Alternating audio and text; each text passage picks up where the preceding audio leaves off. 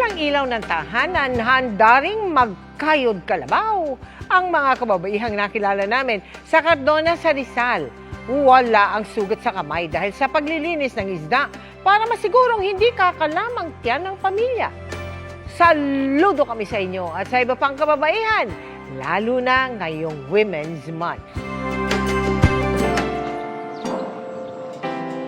Sa Cardona Municipal Fish Port sa Rizal, may mga kababaihang nakikipagsabayan sa lakas ng mga kalalakihan.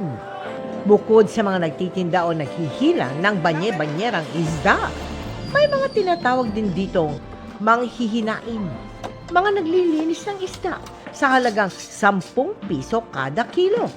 Kabilang dyan sina Jesusa at Bea na mababakas sa kanilang mga kamay.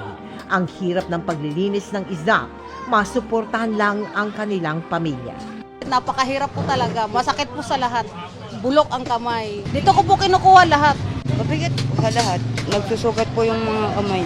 Ang ilang kababaihan naman, kahit may edad na, binubuhay ang kanilang pamilya sa pagtitinapa.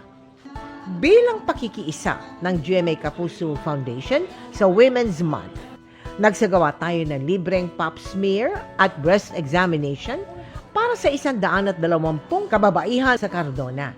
Katuwang ang St. Servatius Healthcare Services Laboratory and Medical Clinic.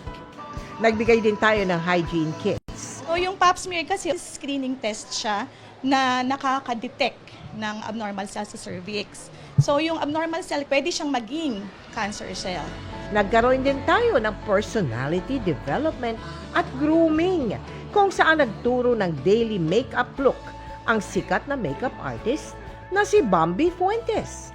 Happy ako kasi I was able to impart kahit paano ng mga pampaarte ng mga kababaihan. Nakibahagi rin sina sparkle artist Bianca Umali at Kapuso volunteer artist Naj Zablan.